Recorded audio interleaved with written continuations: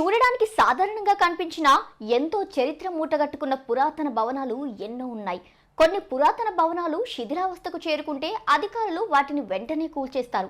ఇది సర్వసాధారణం. అలాంటి ఓ పురాతన హోటల్ భారీ కట్టడం కూడా శిథిలావస్థకు చేరుకోవడంతో కూల్చేయాలని నిర్ణయం తీసుకున్నారు. కేరళలో ఉన్న చారిత్రాత్మక కట్టడం సుమారు 1826లో నిర్మించారు.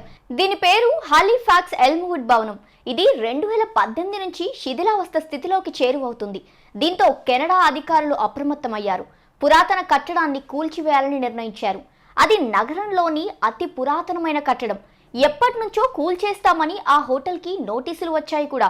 కానీ ఆ స్థానికులు భవనంపై ఎంతో మమకారాన్ని పెంచుకున్నారు. ఆ భవంతి నిర్మాణం అత్యంత పురాతనమైనదే కాదు, చాలా భారీ కట్టడం కూడా. ఇక అలాంటివి కూల్చివేస్తే మళ్ళీ అదే రీతిలో పునర్నిర్మించడం సాధ్యం కాని పని. ఆ చారిత్రాత్మక భవనాన్ని కూల్చడానికి మనసొప్పని ఓ కంపెనీ దాన్ని కొనుగోలు చేయడమే కాక ఒక ప్రదేశం నుంచి మరొక ప్రదేశానికి చెక్కు చెదరకుండా తరలించాలని నిర్ణయించుకుంది. గెలాక్సీ ప్రాపర్టీస్ అనే కంపెనీ దాన్ని కొనుగోలు చేసి తరలించేందుకు ముందుకు వచ్చింది. ఏంటి, అంత పురాతన భవనాన్ని తరలించడమా? అదెలా సాధ్యం అనిపిస్తుంది కదా. సాధారణంగా అయితే ఉన్న స్థానంలోనే దాన్ని మరమ్మతులు చేపిస్తారు. పైగా అంత పెద్ద కట్టడం తరలించడం అంటే మాటలు కాదు. మరి అదెలా సాధ్యమైందంటే, ఈ భారీ నిర్మాణం దాదాపు 220 టన్నుల బరువు ఉంటుంది. సాధారణ రోలర్తో కదిలిస్తే భవనానికి నష్టం జరిగే ప్రమాదం లేకపోలేదు. దీంతో చాకచక్యంగా ఓ ఆలోచన అమలు చేశారు.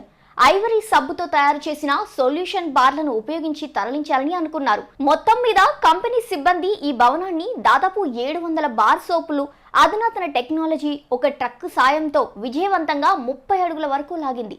ఆ సబ్బు కడ్డీలకు ఉండే మృదు స్వభావం ఆ భవనాన్ని చెక్కు చెదరకుండా సజావుగా తరలించడంలో చక్కగా ఉపయోగపడింది. అంతేకాదు ఆ హోటల్ని మరొక పునాదిపై అపార్ట్మెంట్ కి కనెక్ట్ చేయాలని చూస్తుందట ఆ కంపెనీ. భవిష్యత్తులో ఇలాంటి చారిత్రాత్మక భవనాలను రక్షించుకునేందుకు ఈ విధానం చక్కగా ఉపయోగపడుతుందని పేర్కొంది కంపెనీ. సదరు రియల్ ఎస్టేట్ కంపెనీ అందుకు సంబంధించిన వీడియోను నెట్టింట్లో షేర్ చేసింది. ఏం ఐడియారా బాబు అని నెట్టింట్లో కమెంట్లతో ప్రశంసల వర్షం కురిపిస్తున్నారు నెటిజన్లు.